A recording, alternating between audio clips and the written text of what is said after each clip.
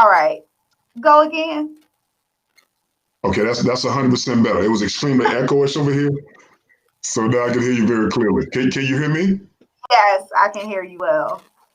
Very good, very good. How you doing? I am well. How about yourself? Doing better than I should be. We're above ground. Yes. Yes, better than we should be. All of us are, despite Absolutely. what 2020 has brought us. You know, a lot of people thought we were brave, despite what our ancestors been through, but we are unbreakable people. So we're doing better than a lot of people say we should be, right? That's right. That's right. All right, so Mr. Reginald, you have been into policing, and I saw that you got your degree in criminology. So, kind of tell us a little bit about your background and how long you involved in field. Okay, and thank you for the question. I started 31 years ago. In fact, last July of 2019, I retired from the DeKalb County Sheriff's Office as the chief deputy. And I started there 30 years prior to that at the entry level of Detention Officer 1. And Detention Officer 1, from that level, anything north of that is a promotion. And so I was subsequently promoted to Detention Officer 2, Detention Officer 3, Jail Training Officer, Corporal, Sergeant, Lieutenant, Captain, Major, Chief of Jail Operations, and then Chief Deputy, which gives oversight to the entire Sheriff's Office, respectively. Oh, wow. So you've done probably just about, seems like all of the top official jobs when it comes to, I guess, the sheriff's department already. You've already been so involved in the sheriff's department. So if you could explain for somebody like myself, because I don't know the different titles and what they all mean, what exactly is the difference between a chief deputy, because you are former chief deputy of DeKalb County Sheriff's Office, Right. versus the sheriff, which you are running for now? What are the differences in the job or job description? Okay, and the chief deputy, I was in a completely different county. That county was DeKalb County, where I retired last year of 2019. And the chief deputy's position is the highest unelected position in any county. And so that's the highest that you can go within a sheriff's office is the chief deputy.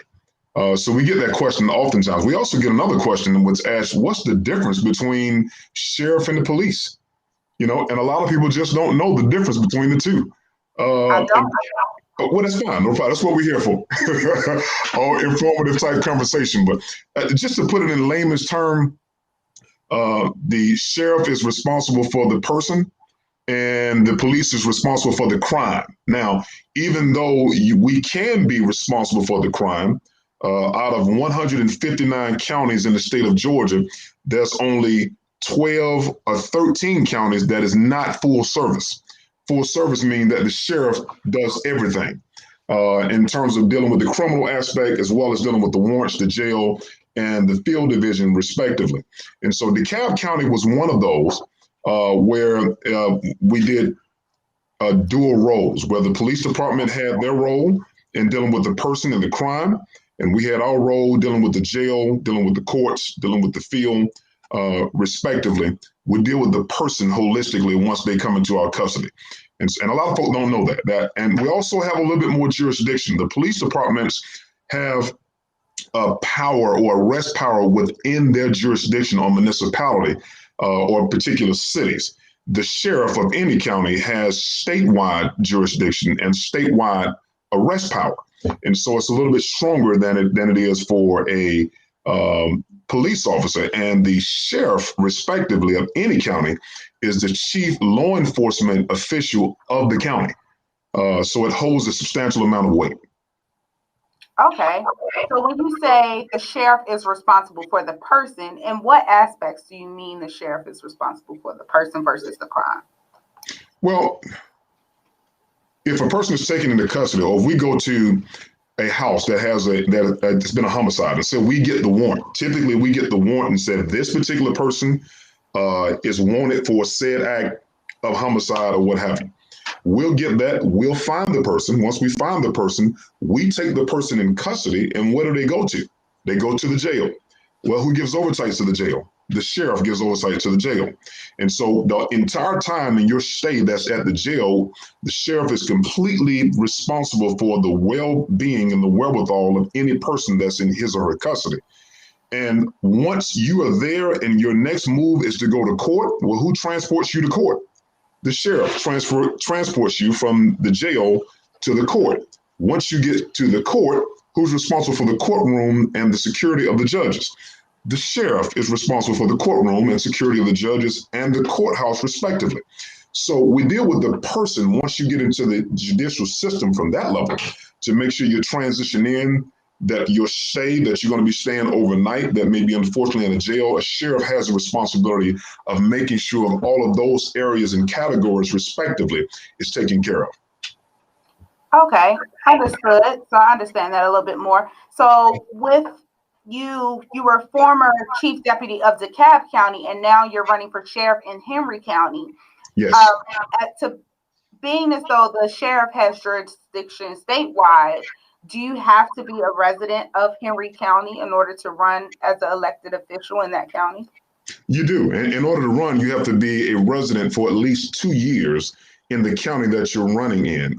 We've been blessed enough to, even though I worked in DeKalb for 30 years, my wife and I and family have resided in Henry County for the last 29 years.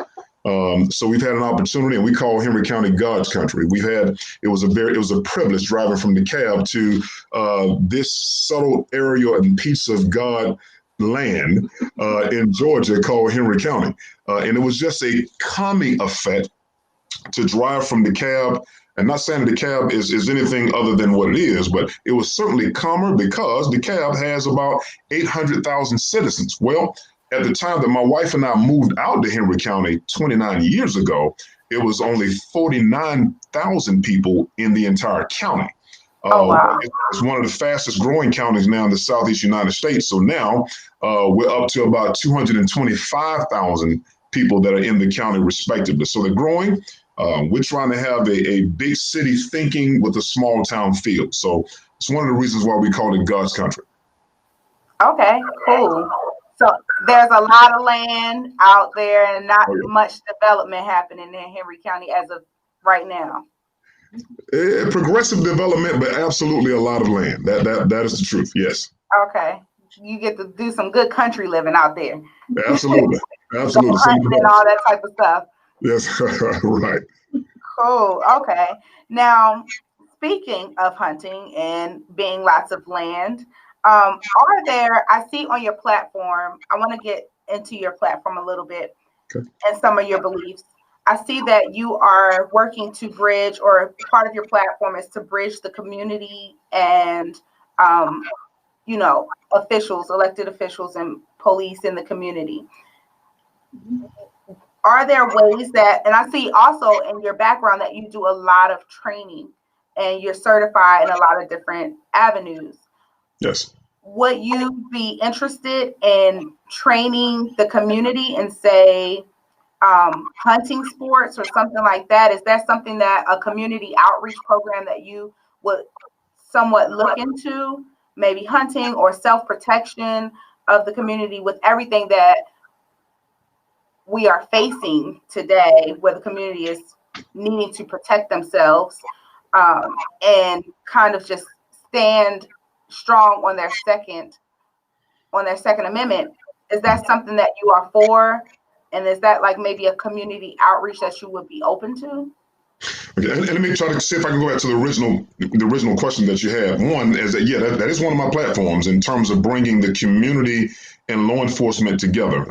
Unless you've been under a rock somewhere, the community and law enforcement are extremely divided for a lot of reasons, a lot of which are absolutely factual. And so that has to be attacked head on and addressed head on in terms of how do we bring the community and law enforcement back to the table back together for a realistic relationship development? Well, one of the ways I want to try to attack that is developing a community division that is task specific with dealing with the real concerns of the community. And that's going to take us, that's going to be an arduous task. We have to sit down at the table with people that don't look like us, that don't think like us, that don't believe like us, and search for a common resolve. Number one. Number two is that it's going to be important that we get back to community policing and community involvement to develop relationships. I should be able to go to, regardless of what the neighborhood is, without an issue or an incident or a purpose for being there other than to get to know Miss Jackson. And to get down and Miss Jackson, how are you doing? And what's going on in this area? How can I help you suffer less, Miss Jackson?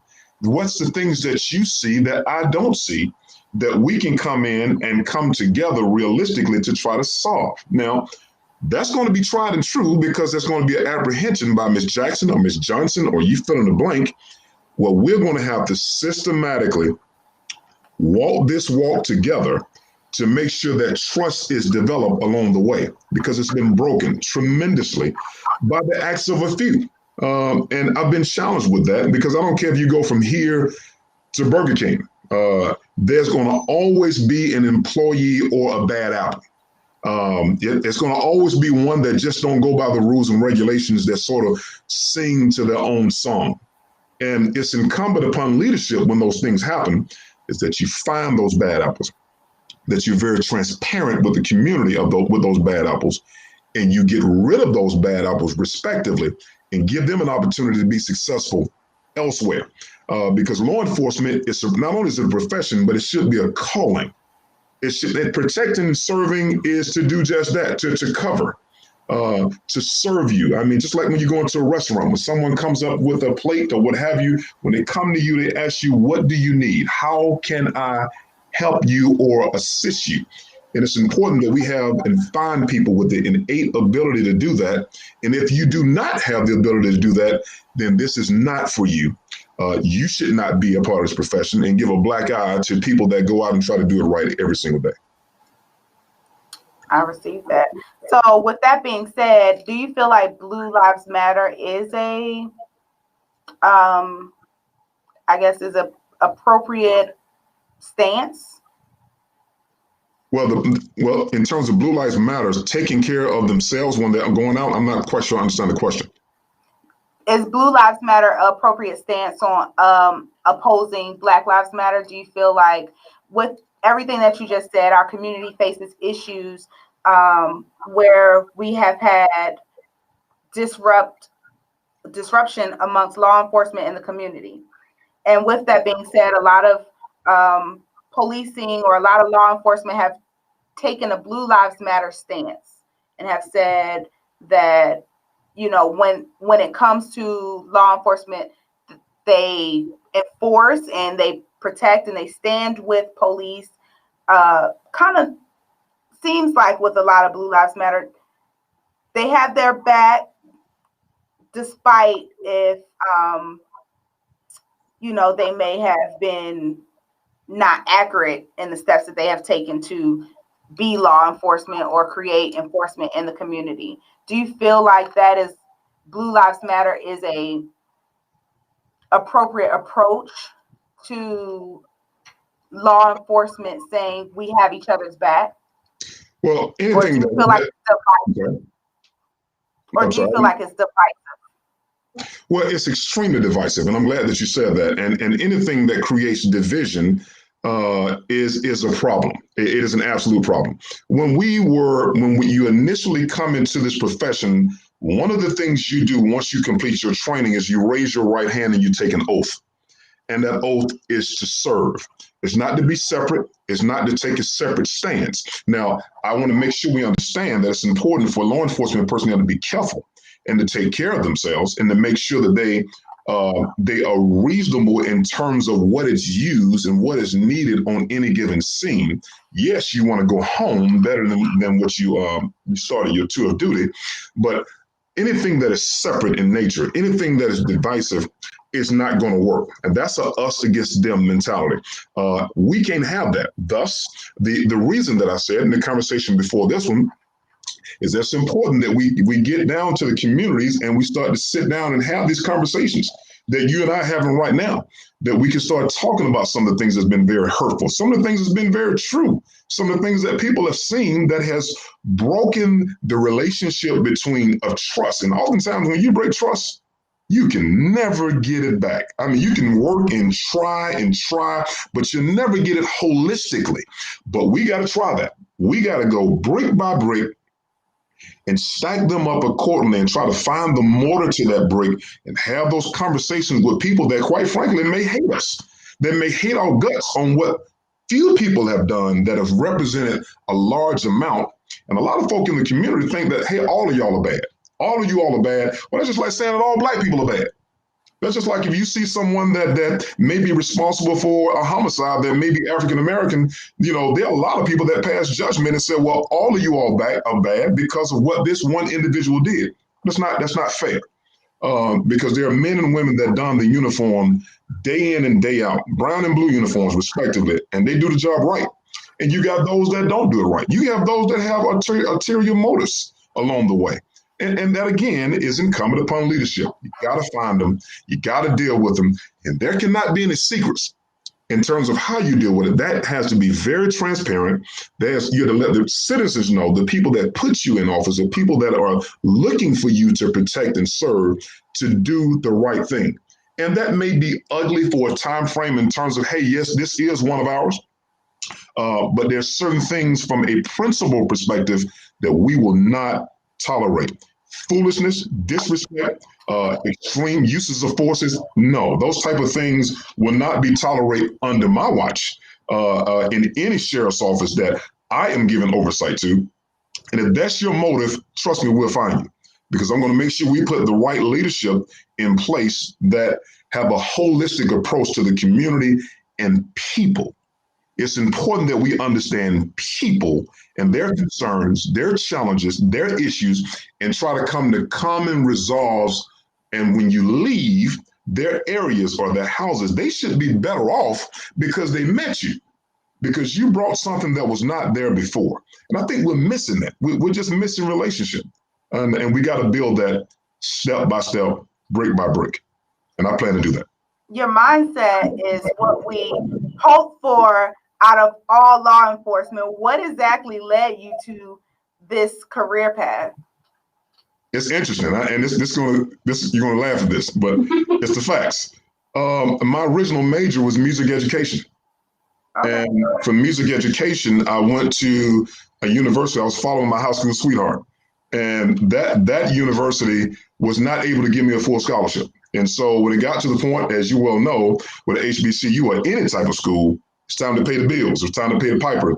And quite frankly, I didn't have the finances to do that. And I've always been a leader from elementary school all the way through high school in several different respective functions and categories and groups and organizations. And so I found myself stumbled into law enforcement, not with the original agenda of getting into law enforcement, because that was not me. I never thought that would be me at all, particularly given my background, because I grew up, I would say humble beginnings, but I just said the hood. I grew up on the west side of Atlanta and Bankhead Highway, if you're familiar with Atlanta. And so I grew up in that area and I never forgot where I came from, And so I finally got into law enforcement, and a lot of folk that I grew up with said, hold on, man, I know you're just getting no law enforcement. Back then they used to call it 5-0. I think now they call it 12 or something like that. But, it's interesting during that time frame, I believe that was God ordained. I think that God allowed me to be raised by a single mother and to go through hell and to unfortunately witness the domestic abuse of my father to my mother daily before he left.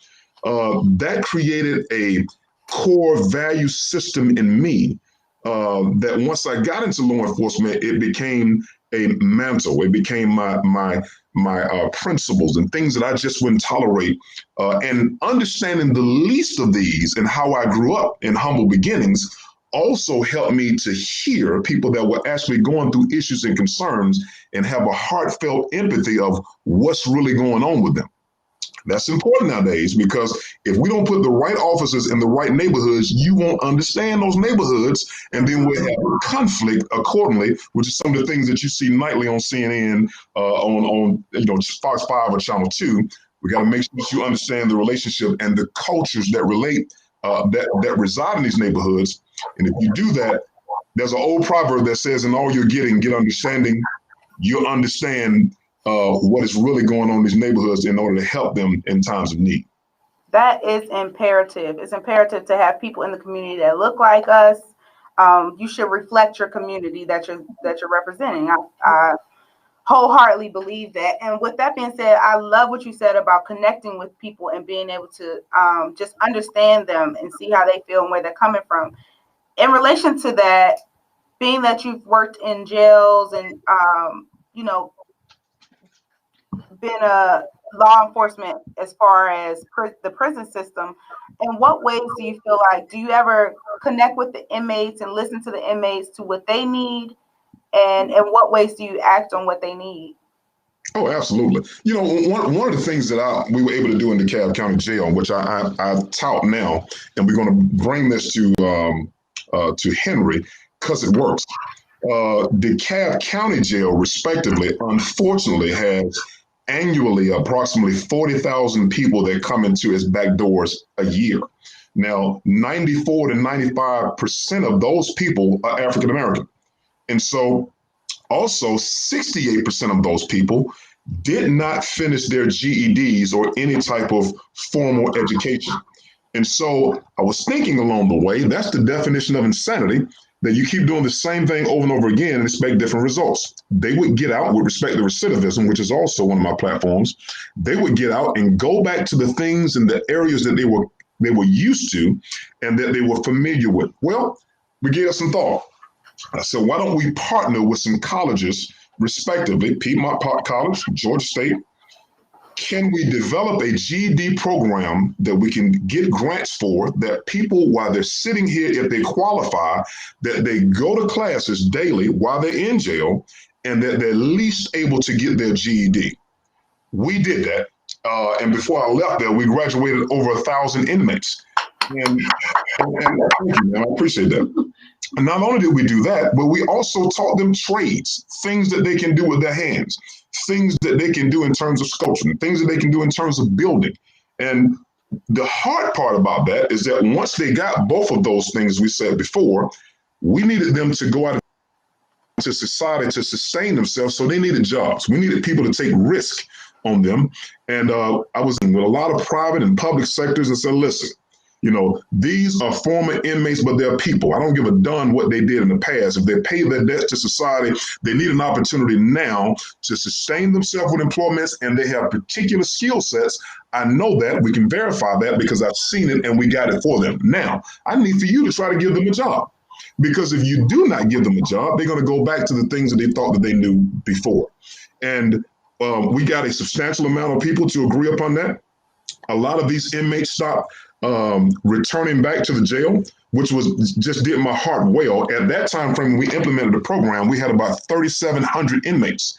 And about 12 years later, when I was promoted to chief deputy, we had about 1,300 inmates, which means there was a substantial amount of people that stopped coming because of the things that we gave them when they was inside the jail. They were able to get out, find employment, sustain themselves, and do something fundamentally different from where they came from.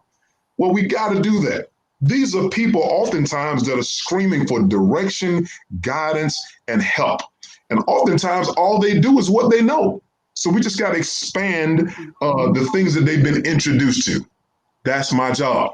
That's why I'm thankful to God that I've had these opportunities to grow up from humble beginnings, because I see the struggle. I've been through the challenges. I know what it's like to go without. I know what it's like to go to a neighborhood and not know what it's like 12 miles down the street because you've never been there. So we got to give them to change what's called a scotoma. And a scotoma is a blind spot in the mind. We got to remove the blind spots, give them opportunities to get with people that they've never experienced before, they've never met before, and things that they've never done before, and get sustainable income to make sure that they don't have to return back to that type of life again. Now, that's two of my platforms with respect to recidivism and ensuring the GED program is brought to Henry County, because I've already done it. And I want to make sure I don't want to fill up jails. I don't want to be in the business of locking up folk. I want to be in the business of changing lives. So if you unfortunately have to come across Henry County Jail and meet Reginald Scandrett as a sheriff, then that may be the best thing that ever happened to you. Because what I feel my mantle and mantra is, even before I got this that was ordained before time, is to try to change a paradigm, change the way people are thinking. Help them if they're having drug use and drug issues and drug concerns. Well, there's drug programs that we have. We'll bring that in. I did that in the cab as well to try to help people. If you've hit rock bottom, at least you can look up. And when you look up, I need to be trying to stand there to help you help yourself so that we can change. That's how you change a community. You don't turn your back on the people that are in jails and say that, oh, these are the least of these and throw whatever at them. No, you don't do that. I spent a substantial amount of time on the floors, 14 floors in the Cobb County Jail. I spent a substantial amount of time talking to women and men, respectively, in tears, just wanting someone to hear the things that they had gone through or the bad breaks that they had taken or the things that he had done. And I did that. Oftentimes I would cry with them because it was very challenging to hear some of the things that they had gone through. All they needed was someone to give a darn, just to care. And to just sort of guide them along the way to say, you might want to take this direction and I'm going to help you do that. Now, if you go back the same way you did before, then it's your choice that you did that. But at least you've experienced something that is different that preferably will fundamentally change your life. Wow.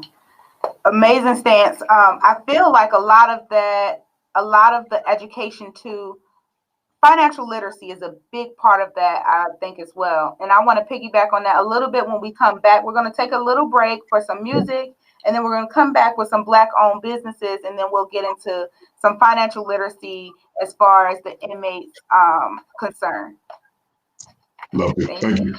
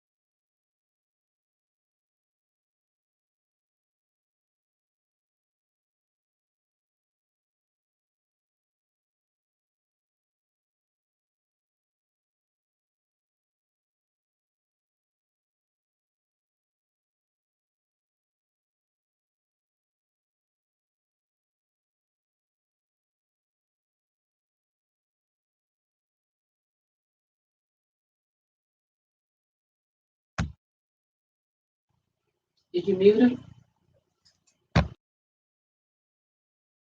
live again.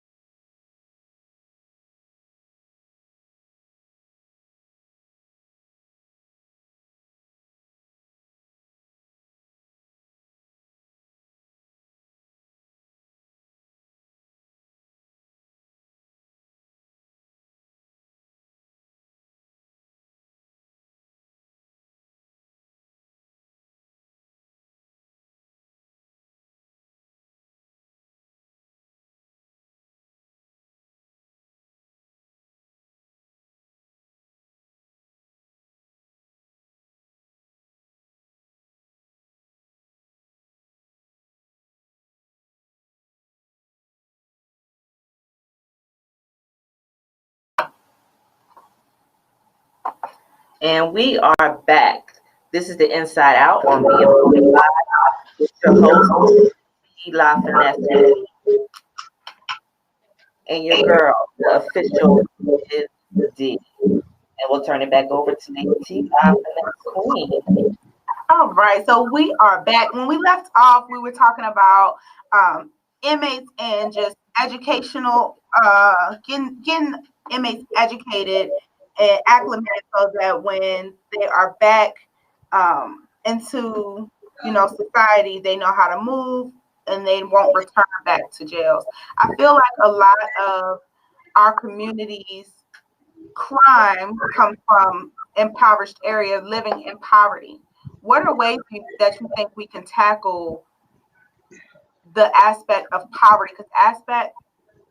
Because poverty a lot of times is dependent upon financial literacy. And if our communities aren't financially literate, then sometimes we make the wrong mistakes and choose the easy way out on, creating an income. What are ways that you feel we can tackle this issue? Well, I think we have to start from a very early age. And one of the things that happens out here in Henry County is that the sheriff is responsible for the schools. And those deputies that are assigned to the school are called SROs. And those deputies will go into the schools under my watch fundamentally different. One, I think you need to be gifted and you need to have an innate ability to deal with children. Now, I'm going somewhere with this. I believe that one plants a seed. I believe one tills the soil. I believe one reaps a harvest. If we can go into the school from an influential perspective and plant the seeds, I'm talking about deputies sitting down crisscross applesauce and with children, I mean, from K to 6, and start talking to them about the things of life and start teaching them about some things that they may or may not know. We got to change the paradigm in the things that they are exposed to at an early age. And if we expose them to different things, they will begin to think differently and begin to walk with more courage in directions that they never had before. So we can do that from a sheriff office perspective, since we're already in the schools, and develop trust. We can target the community, we can deal with financial literacy, and we can deal with your paradigm in terms of how you think. That's planting the seed. When you till the soil, should be middle school. Middle school is us saying, listen, from a mentor perspective, instead of you looking at me as all RoboCop and trying to put charges on kids for them doing this, that, and the third, we're not about to be in the business of putting charges on kids unless they do something so egregious that we can't help but to do that. So while we're there, I want to be more of a mentorship to make sure we water the seed that we just did in K through 6 and talk to them about choices. If you go left, there are issues and fundamentals of you going left, and there are repercussions of you going left. If you go right, there are repercussions and there are benefits of going right. And so that's tilling the soil. Now, reaping the harvest should be at a high school level. We should be preparing folk based on the things that we planted in them, that they're thinking different. I don't care where you came from. If I can teach you different things and show you different things, even take you on trips to different areas of things that you've never seen, what it does is give you an opportunity to see things outside of what you're accustomed to every single day. That will, in my opinion, directly attack the financial literacy, directly attack an impoverished type mentality, and give you another opportunity to sit at the table with folk that may have more money than you, but you still got the same knowledge. And knowledge is power. Now, what you do with it is up to you. You can get the same area, the same benefits, the same levels. You can do all of those if we start planting the seeds early. I think that's how we can attack aggressively financial literacy and the mindset that is basically from some of the challenged children and people that comes from challenged areas. Nice. So we talked a lot about what you plan to do for the community, and it's a lot. And I commend you on everything that you have planned. And I pray that you successfully get it done and get elected. Now let's talk a little bit about our law enforcement and what you plan to do for them. So I see that you have a part of your platform is also restorative justice. Can you talk about that a little bit and what you plan to do for officers and how you plan to help them, like your Got Your Six part of your campaign? Well, it's two different things about get restorative justice is one thing, and having your 6 is one. I come back to restorative justice at the very end, but having your six is an old World War II phrase that says I have your back. And what do I mean by that? And I want to make sure I'm very clear with respect to people understanding what do I mean by that. Well, law enforcement officers are oftentimes screaming for help. And what I mean by that is that on a day-to-day basis, law enforcement officers will see things that you, a regular citizen, would dream about. And the problem is they can't go home. They go back into service. If there was a homicide that happened in this room and law enforcement was called and you come inside of that dwelling and you walk in, it could be a body shot here. It could be one shot in the head over here, and it could be someone else back in the back. Well, you work that scene and you're taking in the things that you're seeing mentally that is completely against what you should be seeing naturally. And so you leave that scene. You don't go home. You go back into service, where your next call could be a domestic violence call.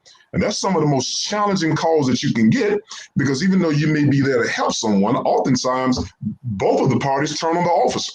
And so, and you may have to get into altercation. You may have to get into all those type of things. And you leave that call and you go back into service. Well, one answer is, how do you clinically unpack the things that you see every day? How do you do that? Because the problem is that law enforcement only gets psychological testing when you're hired, when there's a shooting, or when you're involved in a tactical team like SWAT. That's it.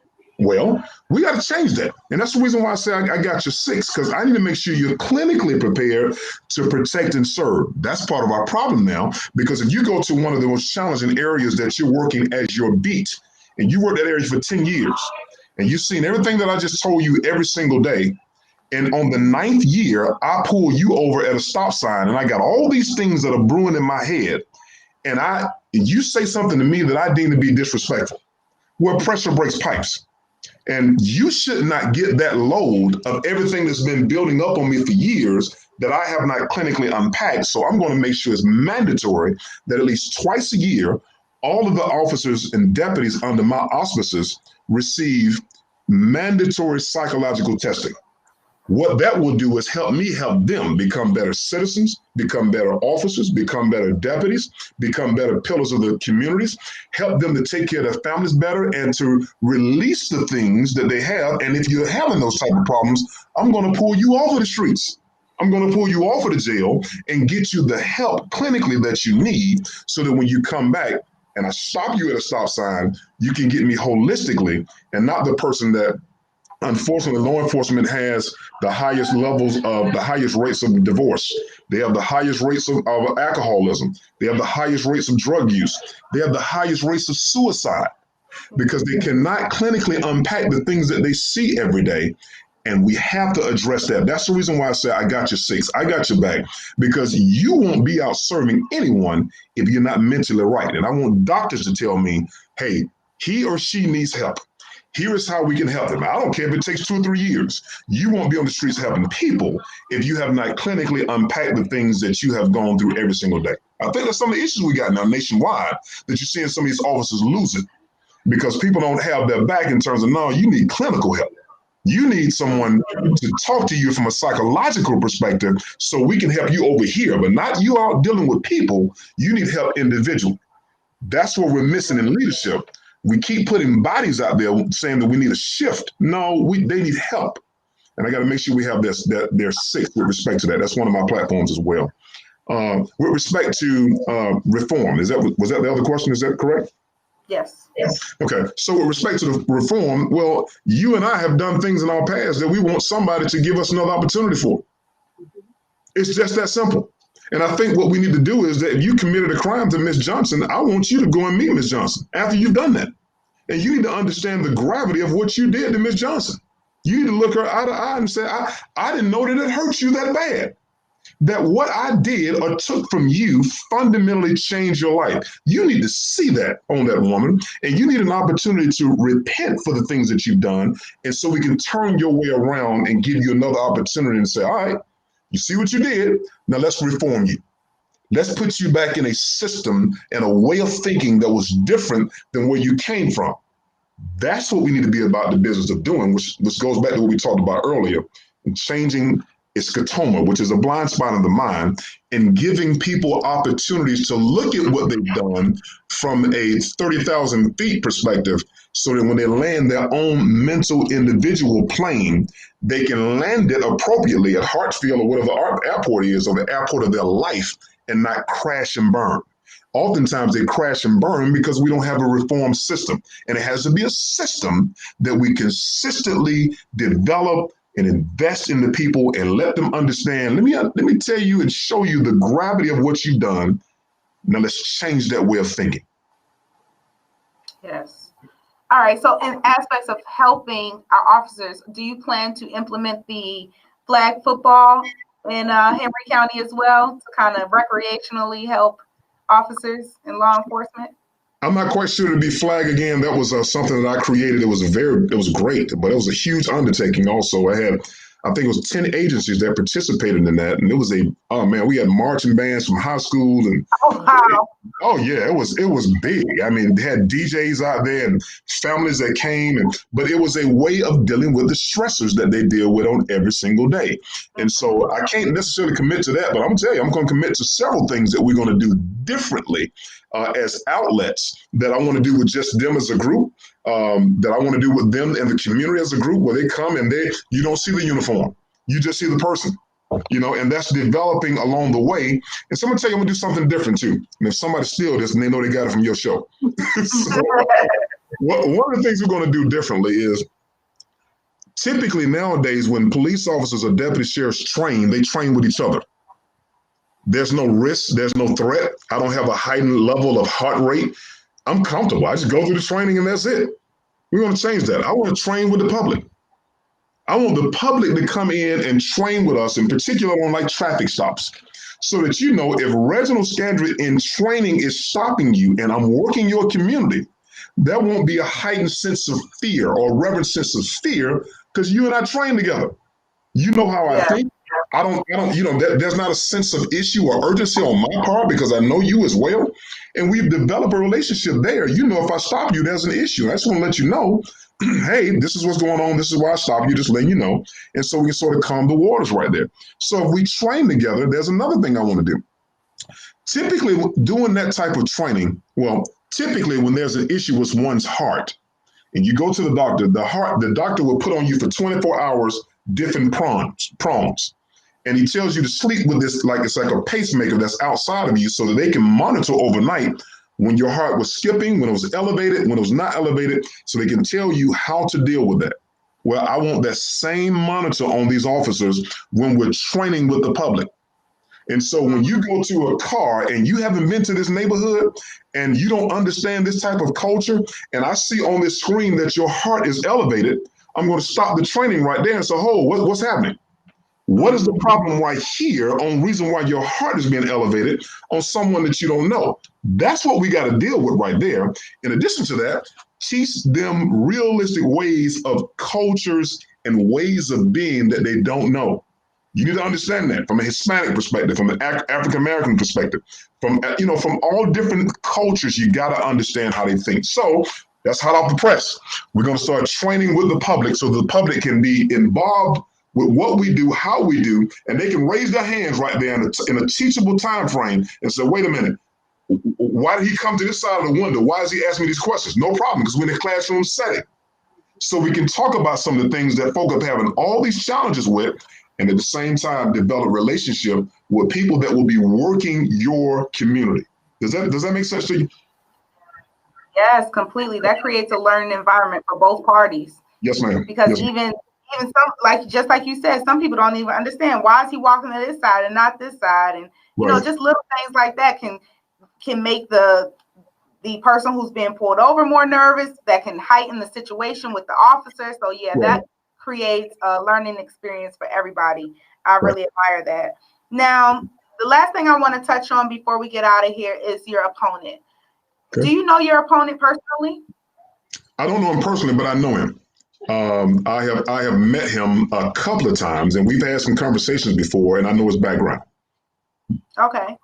All right. And then just, if you could, just tell us what makes you a better opponent than him? What makes you better for this position, and why should we vote for you?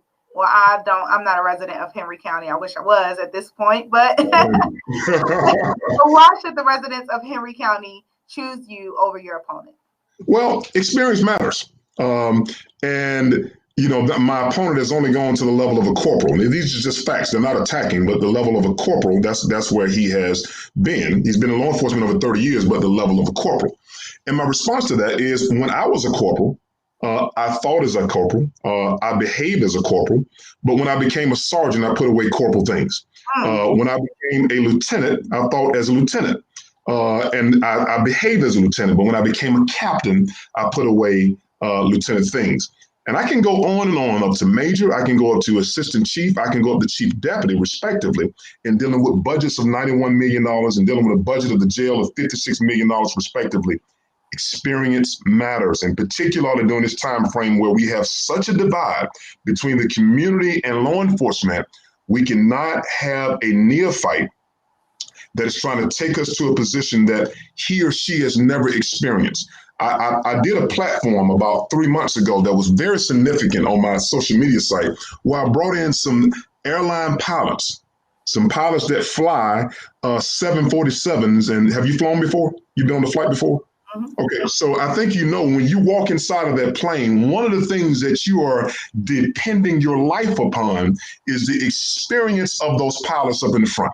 You do not want to get 30,000 feet and that pilot says, "I'm afraid of heights."